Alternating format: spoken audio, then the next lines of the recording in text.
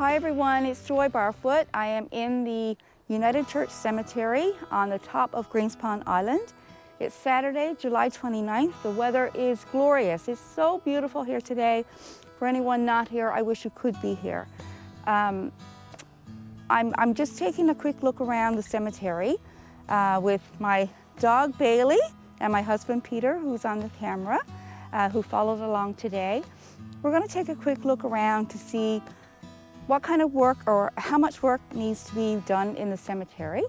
As many of you know, the Greenspond Historical Society are working on the cemetery restoration project, and we're working with Robin and Ian of Black Cat Cemetery Preservation, and they are a team of archaeologists who are looking at headstones and helping us to recover some of the headstones that have toppled over. As you can see off in the distance here, some of them have toppled over. So some of the restoration work is going to involve uprighting some of those stones and putting them back on their bases. So that's where we are today, and we're just gonna follow along, look at some of the names that are actually here in this cemetery. There's quite a few stones here. I have some relatives here, some Barrows, Sarah and Joe Barrow. They are my grandparents, or my great-grandparents, and I'm just trying to find out where their stones are.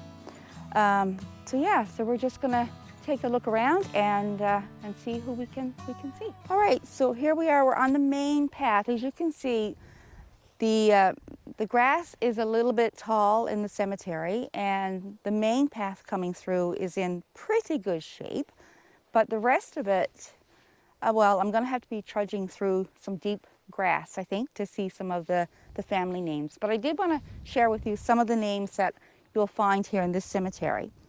So we have Osmond,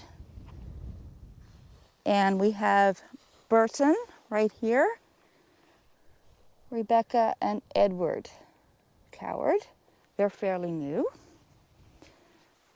We have Arthur and Marjorie Coward.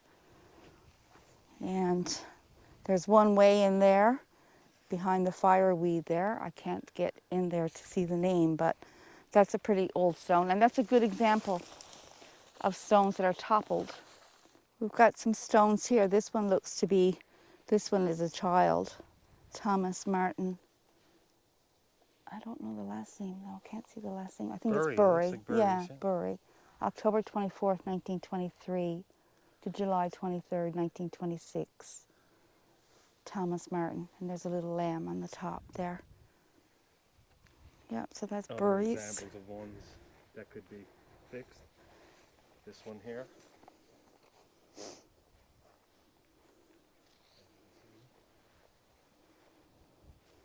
And then we have, oh, look at this one on the ground.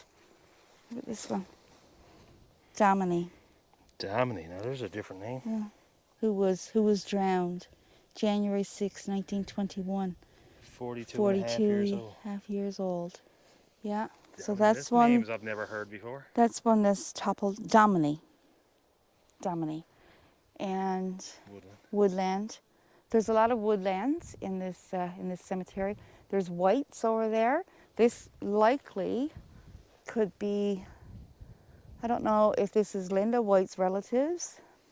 There's a Dryras White and Daisy Barbara White over there. And you can see just past those white headstones right there. There's 3, 4, or 5 there. There's one actually cracked off, and then there's 3 others that are toppled. So they're going to have to be fixed. Right behind you, in the tall grass, there's a couple more that need to be uprighted. All right, this one right here, this is in loving memory of Sarah Elizabeth Parsons. Died February 6, 1912, 46 years old. And then there's another lovely stone right there. John Parsons. John Parsons. So far we have Wernells, we have Parsons, Woodlands, Dominis. Let's just take a quick pop up here and see see who's up this way. All right, so we just did a quick little walkabout and looked at some of the family names here in the cemetery. And so we'll head off now and look at the Salvation Army Cemetery, have a quick look in there. And, but again, we just wanted to say thank you to all the people who supported us so far. Black Cat Cemetery Preservation has already done some work in the Anglican cemeteries, in the old and new Anglican cemeteries.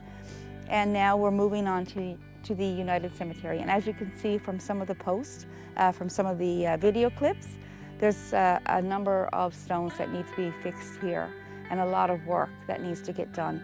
But of course, we can't do this work without the support, without your support, financial support, and also with contributions. So if you feel like you want to help us with this project, with this restoration project, then by all means contact myself, Joy Barfoot at rogers.com, or you can contact Linda White. And Linda is the editor, of course, of the Greenspond letter. And Linda has been the spearhead of this program, of this restoration project from day one. So we need all the help we can get. We have no government funding or anything like that for this project. It's from all the people who help us with donations and things. So if you can help us at all, then we would really appreciate that. And we are about halfway there with our goals. So let's continue on this journey together. And as I said before, it takes a village, and a couple of people or just a committee of people can't do this alone. So we need your help, and to make this project a very successful one, so that these headstones are a reminder of our past, and it helps people with their genealogy records, with family history, and it's also there for people who are just want to do some family history work in the future. We're providing this and helping things to be a lot easier. So, and because they deserve it. These are the people that actually, they led us to where we are right now in this little community. And this community is vibrant and growing. And, you know, it's because of all the work that these people who've gone before us. So it's really important, and it's a project that's near and dear to me, and I know it's near and dear to a lot of people. So please help if you can, and yeah, and hopefully we'll report on all the work that's been done in the coming weeks. So stay tuned.